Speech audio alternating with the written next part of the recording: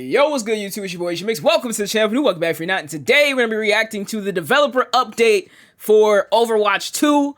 I'm pretty excited. I heard there's some really juicy things in this one that we'll have quite a bit to talk about. So yeah, this will kind of be my breakdown and analysis. There was a director's take yesterday that I reacted to live on stream that I'm gonna put at the end of this video for those who are curious about my take or my thoughts on the director's take from yesterday. I kind of want to include it in the video, but I didn't want to put it at the beginning because I felt like people care about the new stuff. So we're gonna watch this, react to this, analyze this, talk about this, and at the end of this half of the video, you'll have a second half of the video for the director's take from yesterday that I reacted to on stream. So it's gonna be kind of like a like post-credit live stream segment clip or whatever. So 2 videos in one, pretty cool, right? But yeah, as always, if you enjoy the content, make sure you guys like, comment, subscribe, and yeah. Let's get into it, but also thank you for all the support. We crushed 300, and now we're at like 330 something. My goal is 400 by the end of the week. Actually, realistic, 400 by the end of the month. But if we crush 400, it's 500. Let's do it. All right, let's get into it. Good to go anytime. Hey everyone, I'm Gavin Winter, Senior Systems Designer on the Overwatch team. We're back with another developer update to talk to you a little bit about some of the upcoming competitive changes. My teammate, Senior Research Scientist Natasha Miller, will tell us about updates to Defense Matrix a little later. A few weeks ago, we heard from Aaron that heroes are coming out of the Battle Pass and they'll be available for free the day we love to see it. We love to see it. The new Mythic Shop, as well as the upcoming Clash playtest. He closed with a little sneak peek at what we're covering in this developer update. Season 10 is just around the corner, and we're excited to share these changes with you, starting with how we're updating the way you can play with friends this season.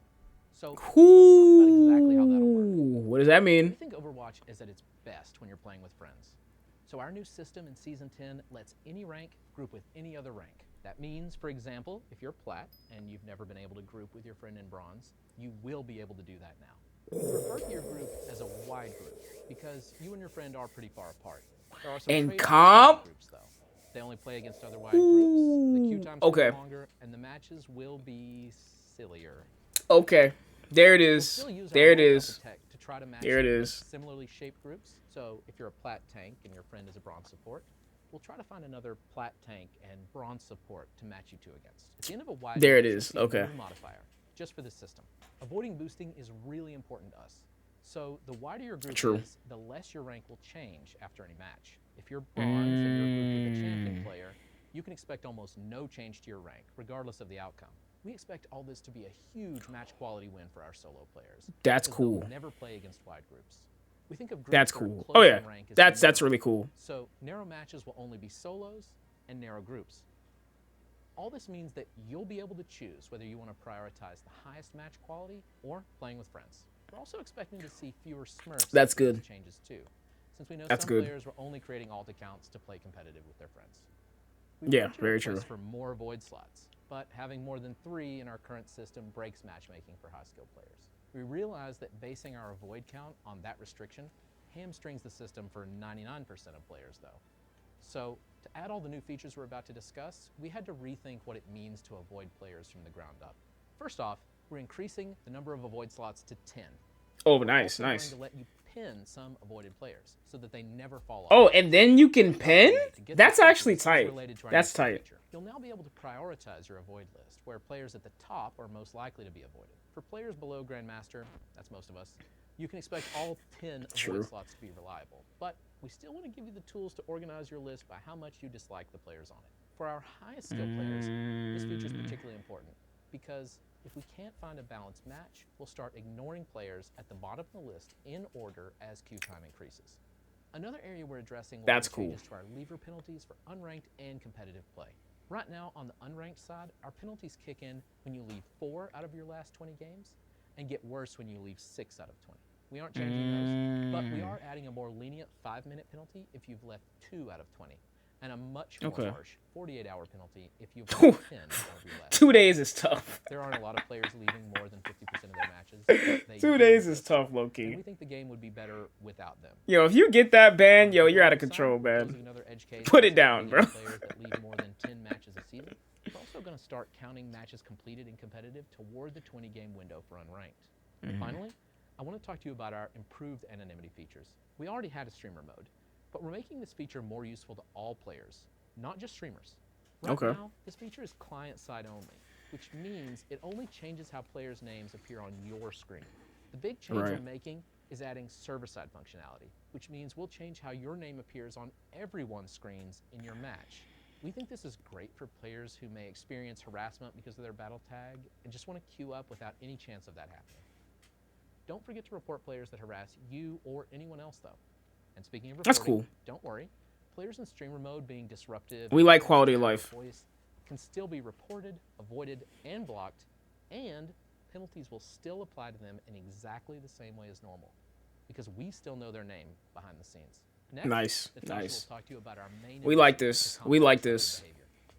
Thank you, Gavin. Nice quality of life. Before Natasha starts spitting real quick, yeah, that's some good stuff. I'm not gonna lie. I'm trying to like, I'm mulling in my head like what, because one thing I'm thinking now is how at least how I understood wide groups and narrow groups just off first listen. I'm trying to think now like, well, I guess there's still a point because he said almost little to no change in your rank if you're like, if it's like champion, master, and bronze, like, which is like, I don't know where that happens. But I guess if there's a champion master player trying to teach their bronze friend how to play the game, maybe in comp for whatever reason. But I was trying to like figure out what the point would be, but I guess you still get a change in rank the closer you are. But like a plat and a bronze is still considered a wide group. So kind of curious on how that's going to function. I might have to just see it in practice to really like understand it, but like right now I'm kind of like, well, why not just play quick play? But at the same time, bronze silver, bronze gold, which I think could already play together before. I think bronze plat is the difference maker. I don't know if a bronze and a plat could have played together before. I have to look into that. But yeah, point, I guess the thing to take away is good stuff. All players can play with each other in comp whenever they want. That's cool. I'm just still trying to figure out if kind of like just play quick play. Maybe I'm tripping. Maybe there's a part I don't know. But anyway, I'm gonna let Natasha speak real quick. But yeah, that's where I'm at with that. Otherwise, good stuff. I'm Natasha Miller, a senior research scientist at Blizzard, working on Defense Matrix for Overwatch. While we are always working in many areas of combating disruptive behavior, today I want to talk about disruptive chat.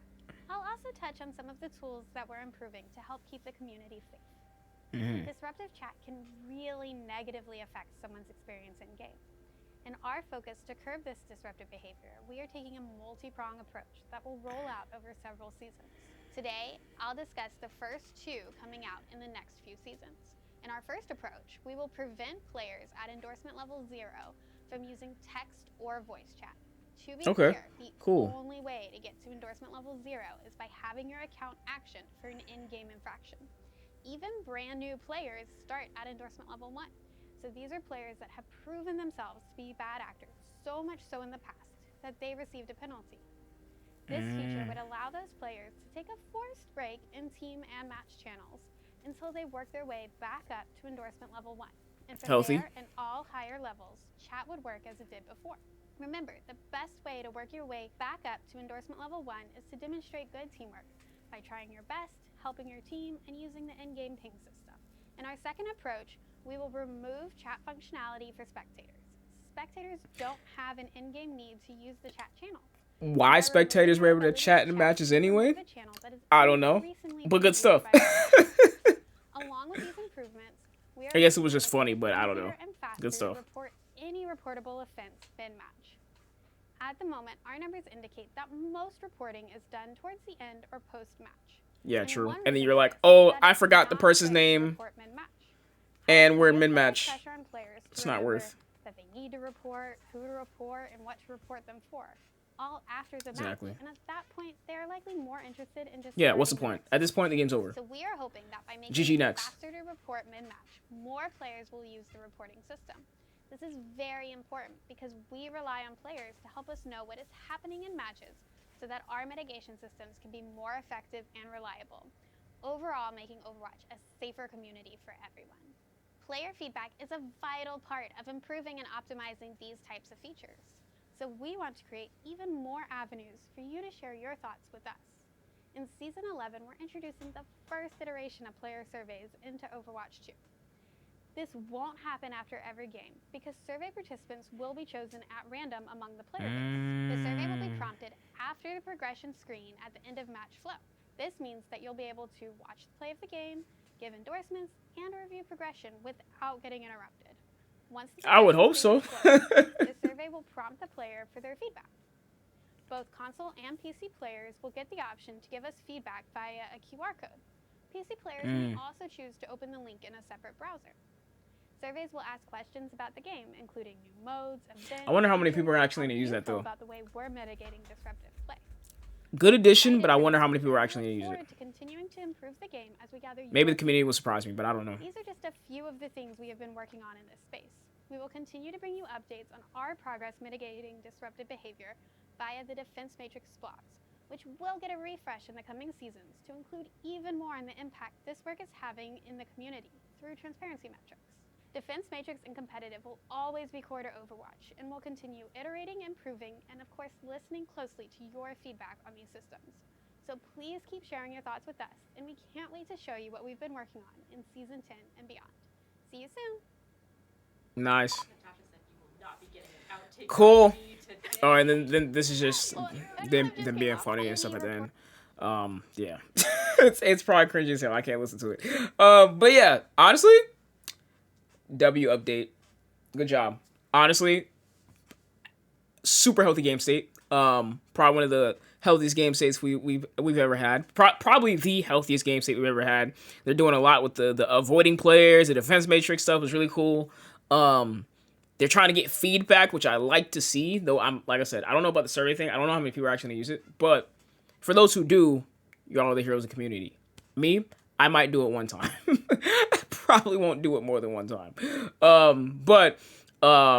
Yeah, that was good. So anyway, I don't really have any more thoughts about this. I kind of broke down my major thing with the, being able to just play with all players already. Kind of like just play. Right now, I'm like, just play quick play. Maybe I'm tripping. Let me know in the comments if I'm tripping. But anyway, that's the end of this half of the video. If you enjoyed the content, make sure you guys like, comment, subscribe. If you don't want to watch the next half, but why not? Just stay. Kick it with me for a little longer. But yeah, basically, this is just a clip from my stream yesterday of me reacting to the director's take that came out yesterday. So, new stuff first. Now we're going to take a blast in the past real quick and take care of business back there. But yeah, all right. I'll see y'all soon. Enjoy something. But anyway, yeah, we're just going to go through it, and I'll give you guys my thoughts on it, and that'll be a cool little video I can post on the side, you feel me? But yeah, all right. So, basically said, hello, it's been a while since my last blog, but we've been hard at work. Let's get right into it. First off, I'm thrilled that you have welcomed our newest hero, Venture, to the lineup. Venture's ecstatic personality has charmed many of you, and you have already asked us so many questions about their backstory and personality. While I'm unsure if they like to munch on rocks, they have drilled their way to being the top picked hero on Quick Play this past weekend. We'll be revealing more about Venture's story and how they were developed shortly after Season 10 launches. One of the biggest reasons so many of us instantly fell in love with Venture is the incredible voice and talent of Valerie Rodriguez. We instantly knew that they were a hit when we saw how much energy they could put into their voice and how they matched Venture's personality perfectly. We are also thrilled that many of you have welcomed Valerie into our community. Yeah, I did see she was streaming with a lot of like the big Overwatch content creators. So that was cool watching that, seeing her or them. I don't know if that's her pronoun or their pronouns or whatever, but seeing them play the game with the community. So that was cool. Watching all of your reactions from the hero trial, we're very happy with how Venture's initial kit turned out. The team was really happy with where Venture landed from a balance perspective during the trial. It gave us confidence that they could release early into competitive. We're still deciding how early we feel they're in a suitable state, fun to play and fair to play against. While we don't, just to note that I think so too, low key. Like I was raging a little bit against Venture, but I think so too. I think she's very, like, Venture's very fun to play. Playing against, I think, is going to be very interesting because how Venture just functions as a character, being able to drill under the ground and get into the backline is just like, that's gonna, it's the sad part about it is and maybe I should wait a little bit, but like the sad part about it is like, I'll just get into it now, is with Venture is right now, like movement supports are like just king right now. Like your Moras, your Lucios. Brig isn't too bad because just the defensive capabilities that Brig has, but like Kiriko's, like all your supports that can really just escape and just get away are just doing a lot better right now. So that kind of sucks. Also, yo, what's good? I see y'all. What's up, Eli? What's going on, man? Legend still here? Yeah. Also, E-Date where? That's crazy. Yo, what's up, Legend? Yeah, we're gonna get into content warning a bit, but I wanted to cover this a little bit. E-Date, that's crazy. But yeah, it's kind of interesting how they're able to get into the back line. So I think that's gonna be kind of the sucky part. I feel like movement is just really strong right now as a support. It's like if you're not playing Mora, Kiriko, Lucio, it's almost like, what are you doing? Like there's a place for all the other supports, but it's just sometimes like, what are you doing? But yeah, we've heard a lot of feedback that you like the tempo momentum Venture brings, being able to engage and disengage in fights. But we're looking at tweaking a few things for Venture at the start of Season 10. First, we're slightly shifting some of their burst damage from their Drill Dash and Clobber, their melee, into damage over time. Next, we're looking to reducing the vertical knockback of Tectonic Shock. Okay, yeah, that's good. I think that's good. Less CC is always good in my opinion, but yeah, that's good. So we get more damage over time. That's good stuff. Alongside those minor changes to Venture, we have a number of other hero changes coming in Season 10. Starting with our tanks, we're upping the impact of Junker Queen's Carnage and Reinhardt's Earth Shatter. That's huge. That's we love to see Reinhardt buffs because Reinhardt is like one of those tanks that is just so far behind the curve right now, just like going to Overwatch 2. Like Reinhardt felt really good in like the first beta. Second beta too, I think. Really like early Overwatch 2, Reinhardt was feeling really good. Like I was having fun playing Ryan, but now it's like if you're playing Ryan, it's almost like there's just other tanks that are better, like, and then you're just getting your shield peppered down by like Orisa for the tank mashup, or Maga, Ramatra burst down or burst through your shields. Like, there's just a lot going on for Reinhardt that's just like, what's the point? Junker Queen's Carnage, that's cool to see as well. Even though low key I've been going against Junker Queen lately, and that Carnage is kind of hitting. Like a well placed Carnage kind of just wrecks.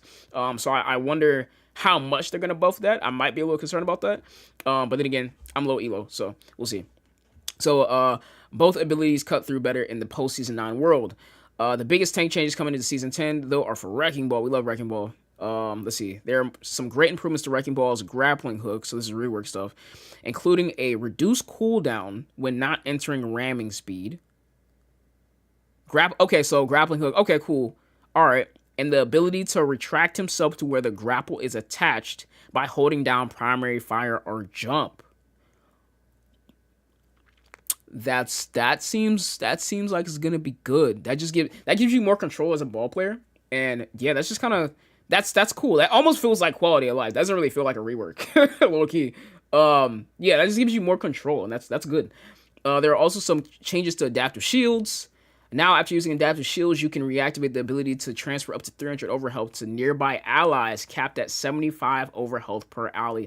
That's really good too, because right now, like a lot of the like tanks that are just good right now, like obviously Orisa's just like a wall at this point. Orisa's just a wall, but then you have like Mauga, who is doing a lot of like his kit is very much, I believe. Wait, is it Mauga? No, Junker Queen is the one that has the her shout that gives her teammate like defensive capabilities. I'm also talking about the tanks that have that don't have shields or anything like that. It seems to be that was the direction they were kind of going into with the tank design going into Overwatch 2. Especially like, with your, you have Roadhog, who's not really able to give his team much like these dudes keep calling me. Yeah, Roadhog that's not really able to give his team much help. Ball was one of those characters too. Because you got your Orisa, who's just a wall, so you just kind of stand in front of your teammates and you're just winning. Ryan had shield, Sigma shield. There's just a lot of that. It seems like they're kind of trying to shift their design philosophy toward, I think. So that's good to see, like being able to give your allies, at least your tanks that don't have very much when it comes to being able to defend your squishier teammates. It seems like the new design philosophy might be going towards tanks like that being able to give their allies some boosts, which is cool to see. So that's actually pretty tight. I have to see how it works in game. But yeah, that's cool. So yeah, this change should give Wrecking Ball more capability of protecting his allies and initiating engagements Defining features what we want to see in takes. Right. So yeah, that seems to be just kind of protecting his play style without it being like, oh, if you're playing ball, like even though ball's really good right now, but like I think he's pretty good right. I know he was good like recently, but like ball's like semi decent right now. But it seems to be the problem with like a lot of your dive tanks. You're just kind of going in and you're abandoning your team. So yeah, having that is that's pretty good. So that's a tank deal. That's cool. All right, so. For our damage heroes, there will be some light adjustments for Sombra and Tracer. Sombra's virus damage is taking a small hit on the damage over time amount, 100 to 90. That's good. We like Sombra nerfs. I'm sorry. Sombra, I'm a big Sombra hater, only because I feel like, even though like we've adapted to how like to going against Sombra, it's still annoying. Like especially like playing Doom. Like I'm mainly a tank player at this point. Especially like when you're trying to play Doom, like you just get shut down. Like she kind of shut downs a lot of people. Like you're playing even DPS. Like you're playing Far Echo, you can't escape. Like any of the support, like anybody, she just kills a lot of like escapability. I feel like being able to go invisible and hack while invisible is just a problem. But maybe just low elo problems. But yeah, we like Sombra nerfs. Love to see that.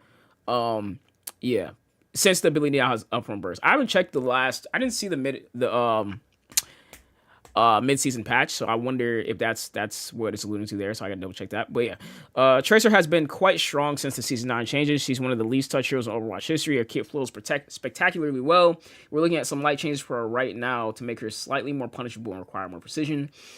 Okay, that's cool. I feel like she's. I mean, she can be pretty ridiculous, but honestly, I feel like she's in a good spot. I don't know if they really need to touch Tracer, but maybe I'm wrong, but I just think like she's already squishy as hell. Like, yeah, I don't know. We'll see. Anyway, not bad. I haven't been reading chat.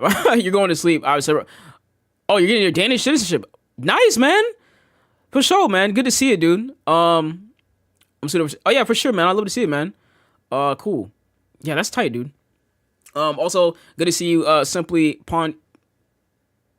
I want to say Pawn Gaming. I don't know. I don't know if I said that. Anyway, good to see you. Thanks for coming in. But yeah, cool. So yeah. Where was I at? Moving on to support. We are looking at shifts in power from Mora, Lucio, and Ilari. Cool.